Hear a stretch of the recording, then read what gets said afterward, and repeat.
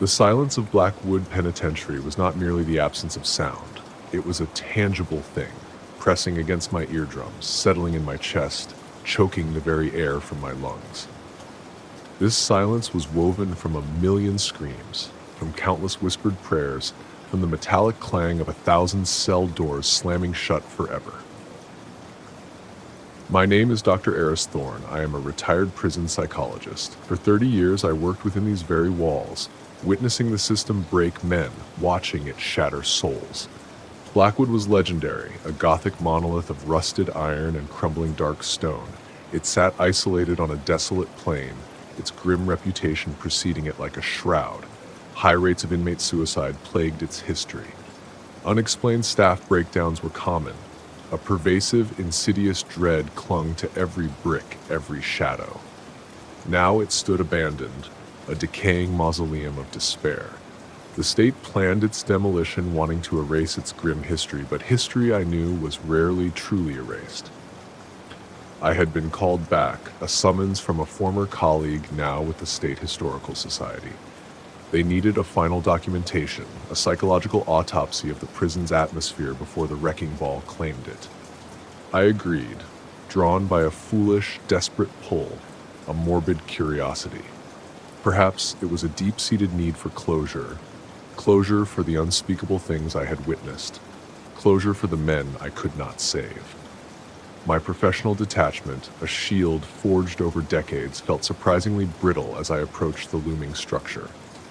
The main gate creaked open, groaning like a dying beast. Rust flaked from the iron hinges, dusting my jacket.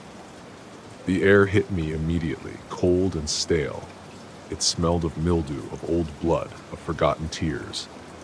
The scent clung to my clothes, seeping into my skin, feeling like a phantom embrace. It was a smell I remembered, a smell I had tried for years to forget. I stepped into the reception hall, my footsteps unnervingly loud on the cracked linoleum. Each sound reverberated like a gunshot in the cavernous space.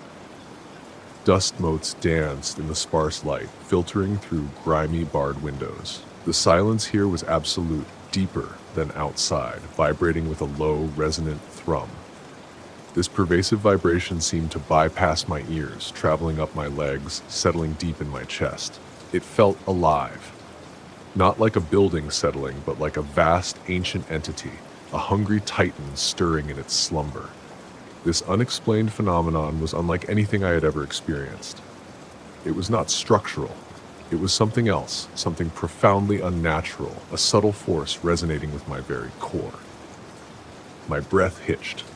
The air felt thick, viscous, clinging to my lungs, making each inhale a struggle. The long shadows cast by the decaying walls seemed to subtly shift. They deepened, then they lightened, moving in ways that defied the weak, filtered sunlight. They created fleeting, impossible geometries. I tried desperately to rationalize it, blaming dust motes, my aging eyes, or simply my mind playing tricks in the oppressive atmosphere. Yet the feeling persisted, an undeniable presence.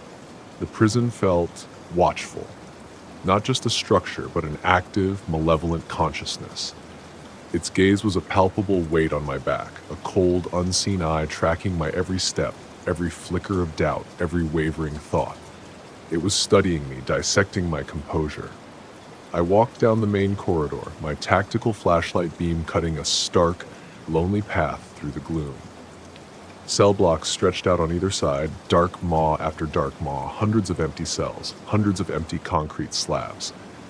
They stood as silent, unblinking witnesses to unimaginable suffering. The silence remained absolute, yet just at the edge of hearing, a sound began to emerge. Not a hum, but a whisper. It was a sound that bypassed my ears entirely, directly entering my thoughts, a chilling intrusion into my very consciousness. It seemed to coil directly behind my frontal lobe, settling there like a parasite. It was indistinct at first, a low murmur buried beneath the oppressive quiet, like distant voices carried on a gale. But as I focused, as I forced my mind to isolate the anomalous frequency, it sharpened.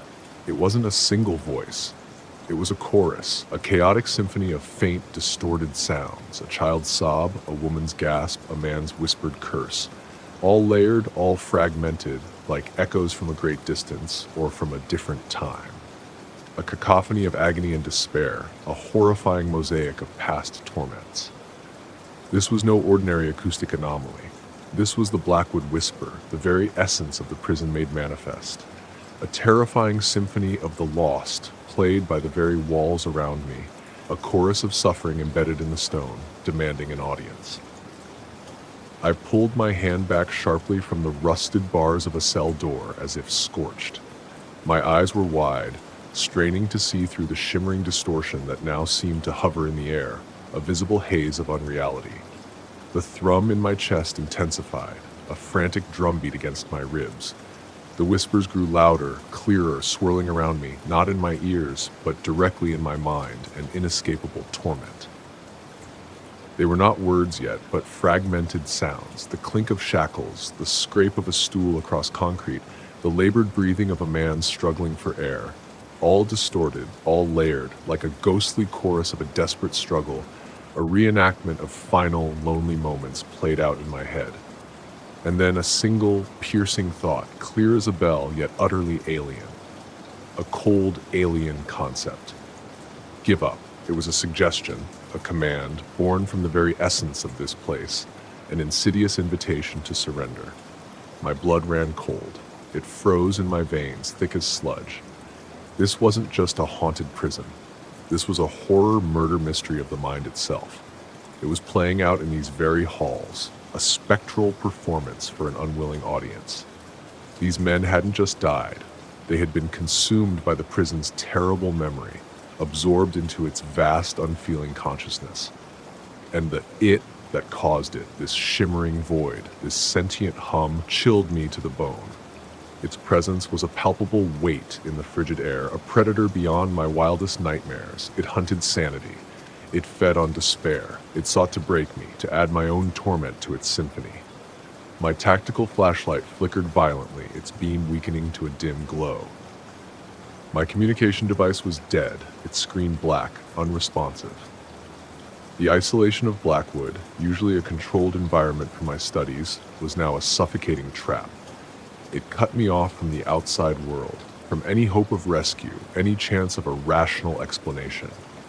I was stranded, trapped with chilling echoes and an unseen, impossible killer. A predator that fed on more than just flesh and bone. It fed on fear, it fed on despair, it fed on the very essence of human will, leaving only hollow husks behind. As the weak light from the main entrance finally gave way, plunging the cell block into a deep, oppressive twilight, the hum intensified, growing from a thrum to a low, guttural growl. It was the Blackwood whisper, a phenomenon whispered about by the few guards who had worked its night shifts, their eyes haunted, their words fragmented. A phenomenon that was supposed to be a myth, a cautionary tale. Now it was undeniably real, a living, breathing entity. It grew stronger with every passing moment, a silent, chilling melody, a beckoning from the very heart of the prison's dark history. A call I could no longer ignore. A call that promised to reveal the impossible, to unravel the very fabric of my sanity. Driven by a desperate need for answers and a growing, primal fear that gnawed at the edges of my resolve, I clutched my oldest, most reliable field recorder. This device, usually reserved for highly sensitive, confidential psychological interviews, capturing the nuances of human emotion, felt suddenly heavy, ancient, a fragile link to a world outside this nightmare. Now it was a desperate lifeline, my only hope of understanding the impossible, of capturing proof. I headed directly towards the glowing darkness of the main cell block, drawn by an irresistible, terrifying magnetism. Its pulsating presence was a malevolent beacon in the deepening gloom. The hum was a constant, low thrum against my eardrums, a relentless pressure that distorted every other sound. It seemed to guide me, pulling me forward with an unseen current, a silent undertow of despair. The metallic, sweet scent intensified, becoming almost cloying, like a forgotten wound festering in the cold, damp air, a visceral taste in my mouth. I aimed the recorder at the shimmering distortion that now seemed to hover in the air of cell block A, directly over a particular cell. Its delicate microphone struggled against the overwhelming energy, the device itself vibrating in my hand. The hum was immediately amplified through the recorder, not just a sound but a physical force. It vibrated through the very concrete beneath my feet, traveling through the soles of my boots, settling into my chest. A physical resonance that threatened to shake me apart. The recorder's display flickered wildly. It registered unusual energy signatures, impossible frequencies. They defied the known laws of physics, spiking and dropping erratically. A faint, rhythmic scratching like nails on concrete began to emerge from the silence, a chilling counterpoint to the chaotic whispers. It was the distinct sound of a man desperately carving something into the wall, marking his final desperate thoughts, a last futile act of defiance against oblivion. I peered closer at the cell through the hazy distortion. As I watched, the grimy walls seemed to ripple, to bleed. Then they subtly reformed into faint, shimmering imprints, fleeting visions of older, darker stains. They appeared and disappeared with each pulse of the void, not just a visual trick, not just an optical illusion caused by the dim light. The very air seemed to shift, to flow, to twist around the anomaly, creating a localized pocket of warped reality. The hum grew louder, a physical force. It pressed against my chest, stealing the air from my lungs, making each breath a desperate gasp. The whispers intensified. They pierced my mind with agonizing clarity, no longer faint echoes but direct invasions. They were not words yet, but fragmented sounds. The distant clatter of a food tray being shoved under a door, the harsh clang of keys echoing down a long corridor, the frantic gasp of a man seeing things that were not there, the desperate pleas of minds pushed beyond their limits, driven to madness. All distorted, all layered, like a ghostly chorus of a desperate mental struggle. A reenactment of the vanished inmate's final moments played out for me and only me. This was the unexplained phenomenon at its horrifying peak, a living, breathing nightmare playing out before my unwilling eyes. The metallic scent was overwhelming now, almost suffocating. It burned the back of my throat, leaving a sickly sweet taste on my tongue. The hum was deafening, a vibrating roar that made the very air around the shimmering void shimmer.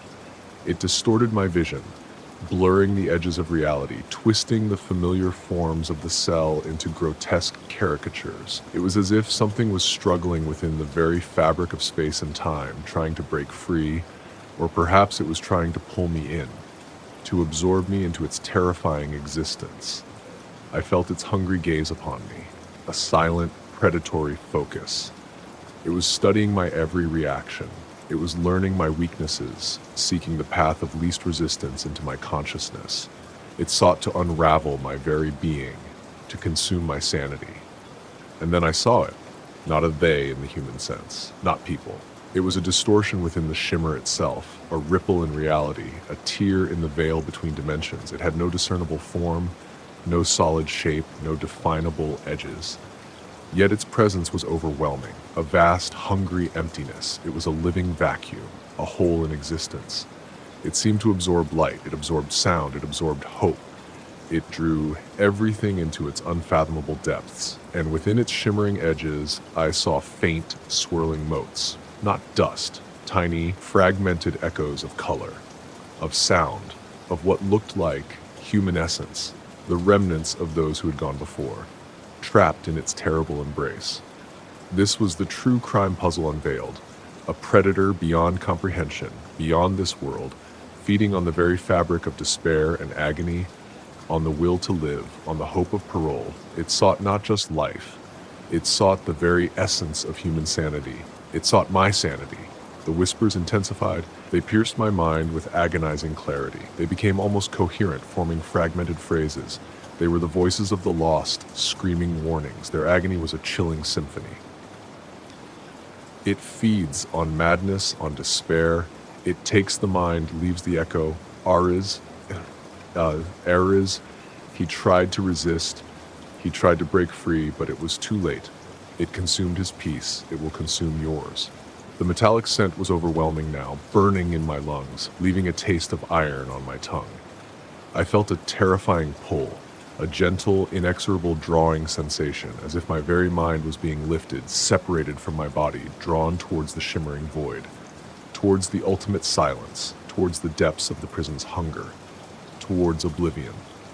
My body screamed in protest, but my perception felt a strange, compelling urge to surrender, to simply let go of my reason.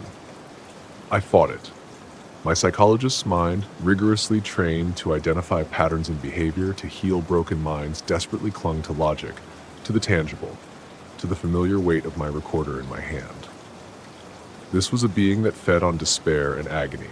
It consumed the present. It left only echoes, only silence. It was drawn by the act of incarceration, a conduit to its realm.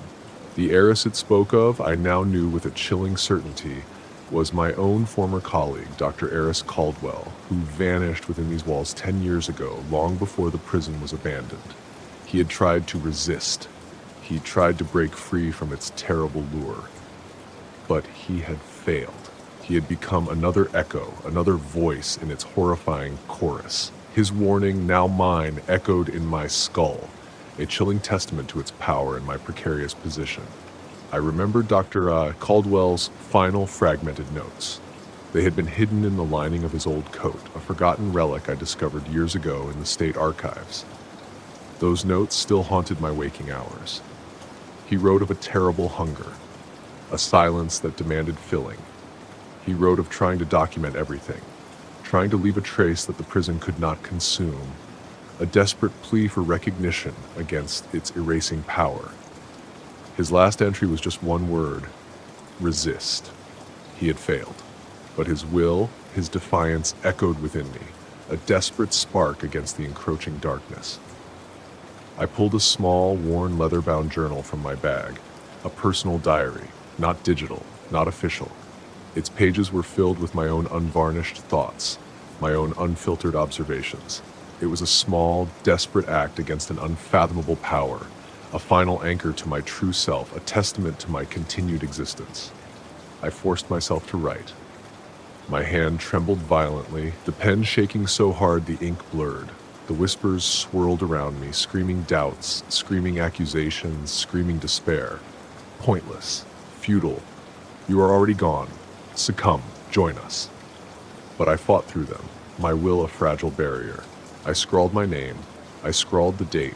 I scrawled what I knew. The prison feeds. It makes you give up. It makes you forget who you are. I documented the hum. I documented the whispers. I documented the vault. I documented the consuming void. My pen dug into the paper, leaving deep, defiant marks. The prison roared with a low, vibrating growl, a sound of pure rage, of frustration. It could not consume this. It could not alter physical ink. It could not break this direct act of will. I finished writing. My body was racked with exhaustion. My mind was frayed, teetering on the edge of sanity. Yet a core of defiance remained, a small, burning ember of self. I snapped the journal shut. The soft thud was a defiant clap against the oppressive silence. I shoved it deep into my coat. With a final, agonizing heave, a desperate, primal act of self-preservation, I turned.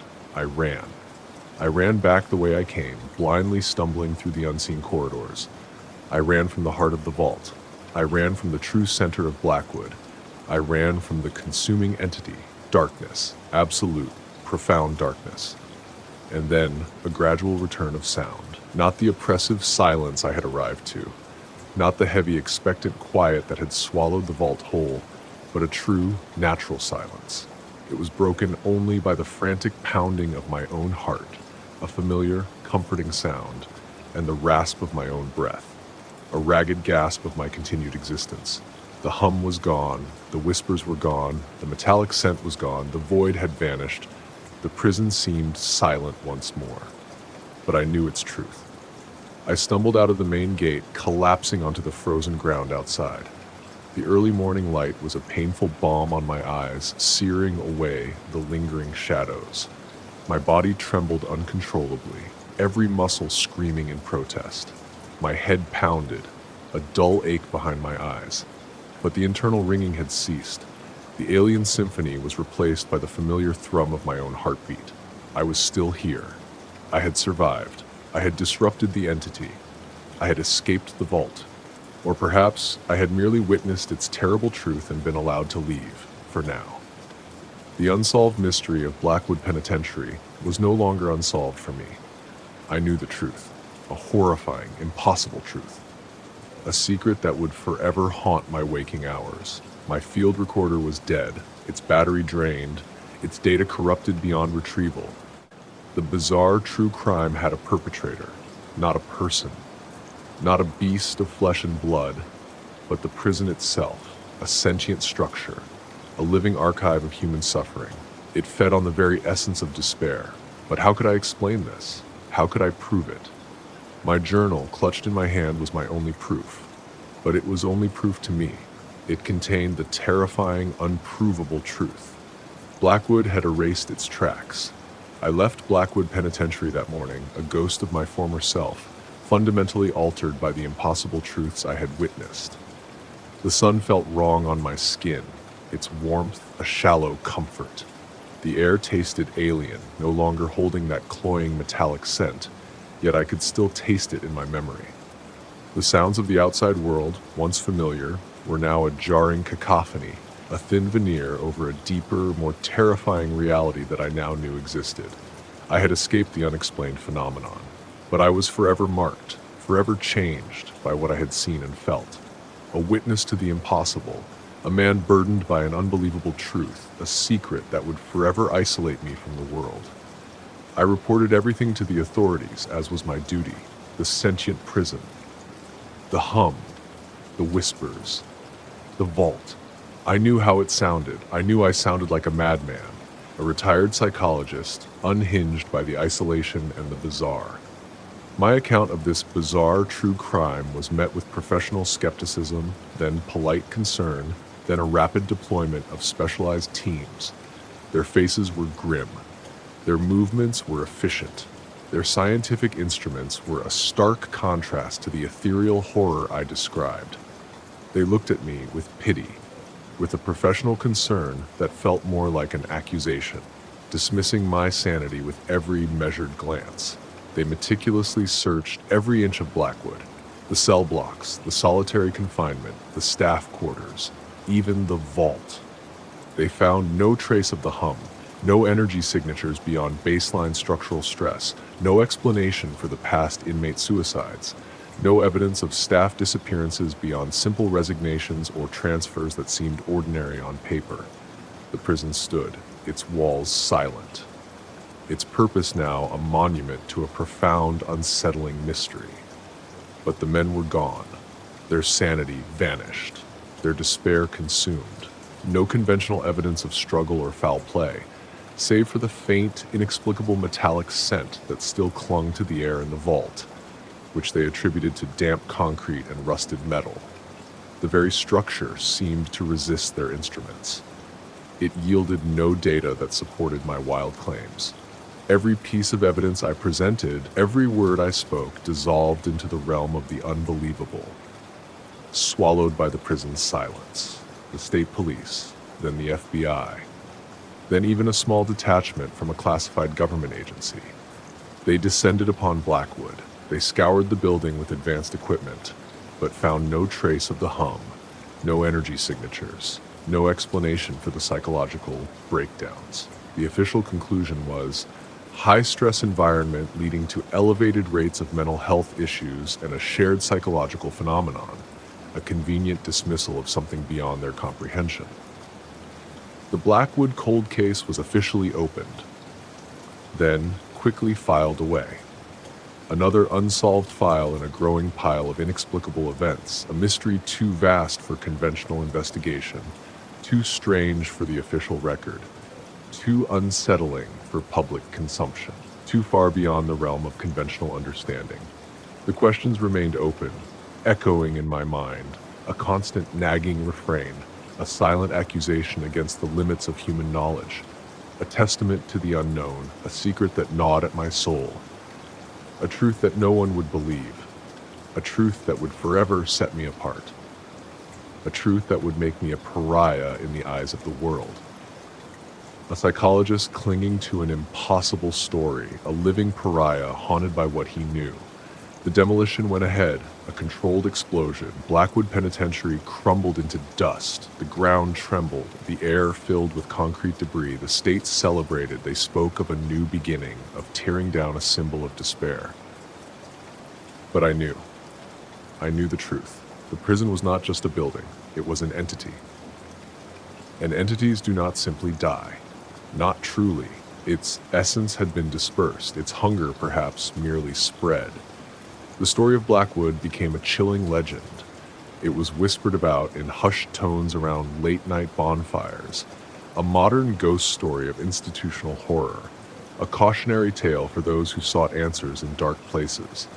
The constant hum of the city, now uninterrupted by Blackwood's grim presence, still seemed to carry a faint resonance, a desolate lament. A sound that seemed to carry the sorrow of the consumed, a perpetual whisper of their absence, a mournful, endless sigh, a haunting melody of emptiness, a song of loss that only I could truly hear, a personal dirge from the heart of the unknown. I returned to my quiet retirement, but the world no longer felt familiar. It felt hollow, a thin veneer over a deeper, more terrifying reality, a cacophony that couldn't drown out the silence I had experienced. The profound, resonant silence of Blackwood. I found myself listening to the subtle shifts in the air around me, the almost imperceptible changes in people's demeanor. I searched for that phantom hum, that alien call, that promise of consumption or change. My psychologist instincts, once a source of objective truth, now felt like a curse. They were attuned to frequencies and patterns no human should ever perceive. I spent hours poring over old psychiatric texts, obscure philosophical treatises on collective consciousness, forgotten theories of architectural sentience.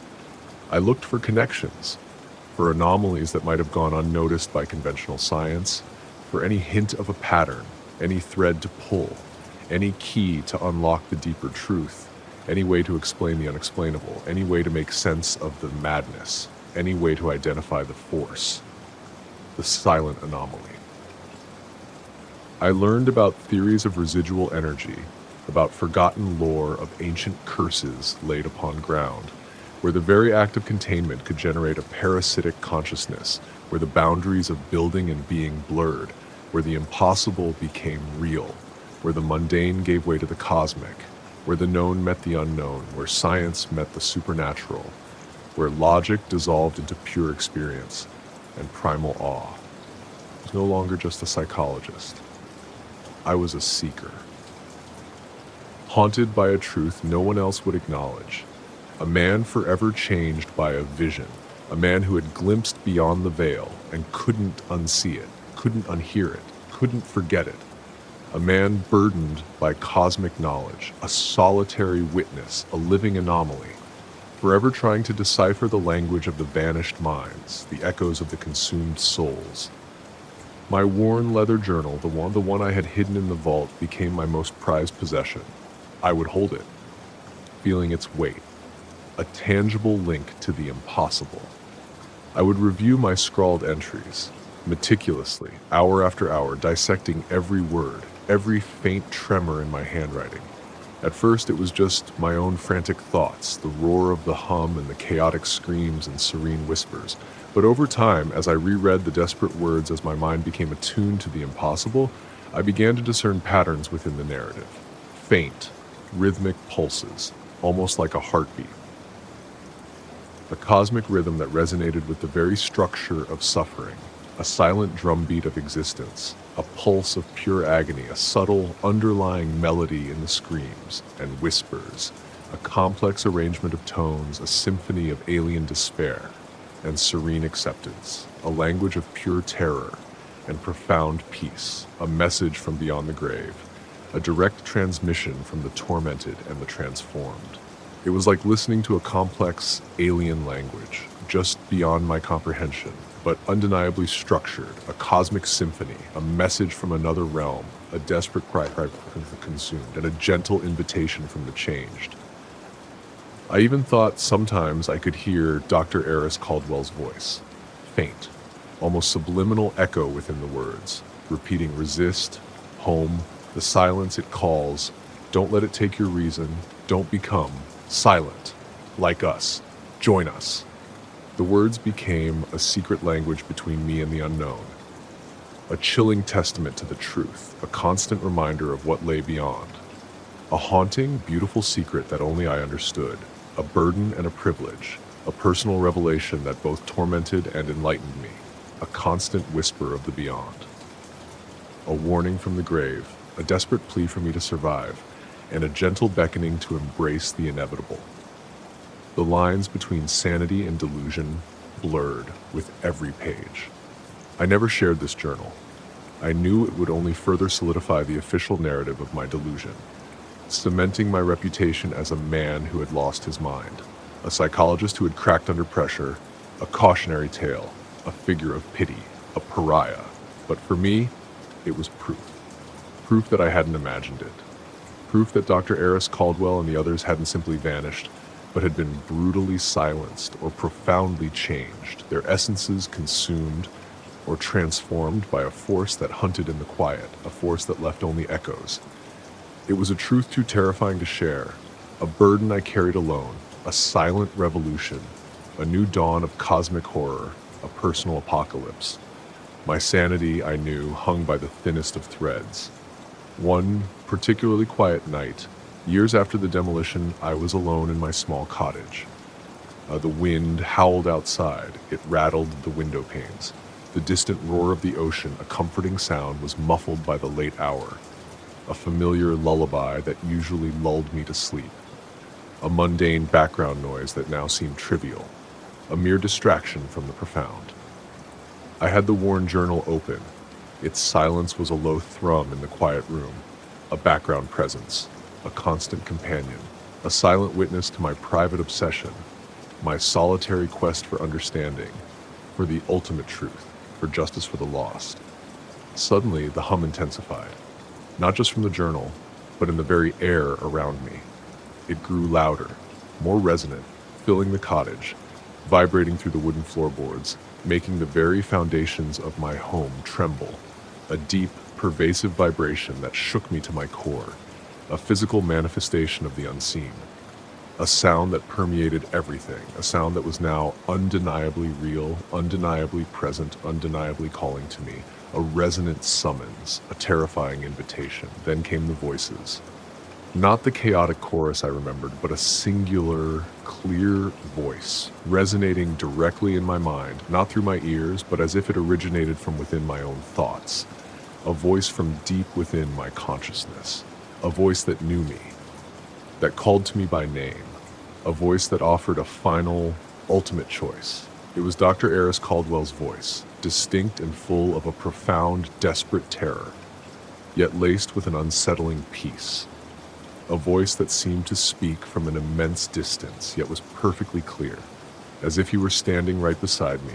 A voice that offered an impossible choice, a final invitation, a last chance to join, a beckoning to oblivion, a siren song of despair and transcendence, a promise of ultimate consumption and ultimate understanding. A chilling finality. Aris, the silence calls, it's here, it wants your peace, don't let it take it, don't become silent like us, or join us. Embrace the stillness, it's coming for the memories, the pain, the very essence of your being, your soul.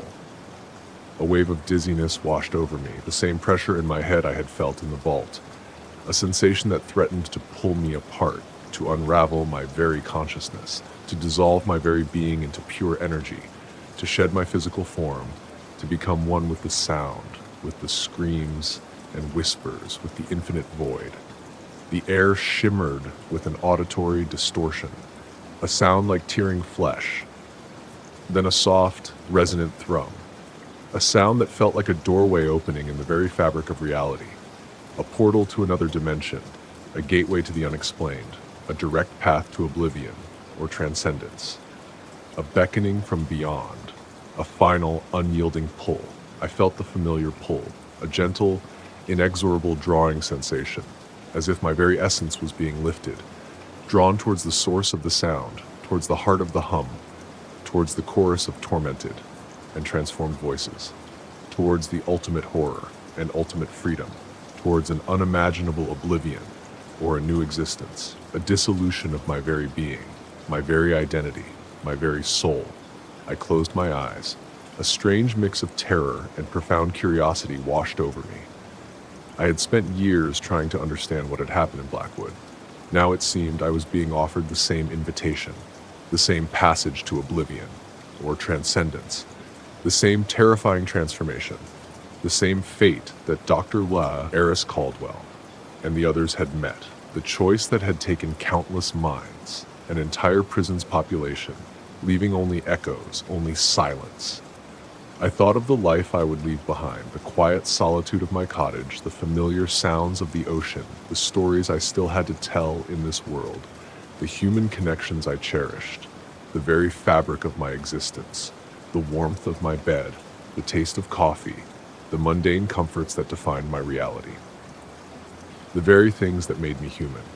And then I thought of Dr. Aris Caldwell's screams and the serene whispers of the words consumption and change, of the terror and peace in their voices, a paradox that transcended human understanding, a truth that hinted at something beyond pain, beyond suffering, beyond the limitations of the physical, a truth that promised ultimate silence, ultimate emptiness, ultimate non-being, or ultimate knowledge, ultimate freedom, ultimate being.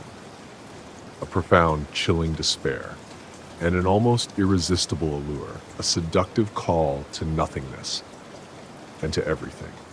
I opened my eyes. The cottage was exactly as it had been. The hum had faded, the voices were gone, the auditory distortion had ceased. The journal lay open on my lap. I was still here. I hadn't gone. I had resisted.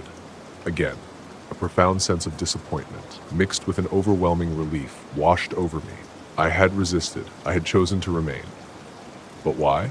Was it fear of the unknown, of leaving behind everything I knew, of dissolving into pure despair, into an alien existence, into nothingness, into a state I couldn't comprehend, a state that defied my very nature, my very humanity? Or was it a deeper, primal attachment to the world I knew, to the tangible sounds of human existence, to the stories that still needed to be told within this reality, to the very act of being a witness, a chronicler of the unexplained, a guardian of the truth, a voice for the vanished, a voice for the dead, a voice against the silence? I wasn't sure.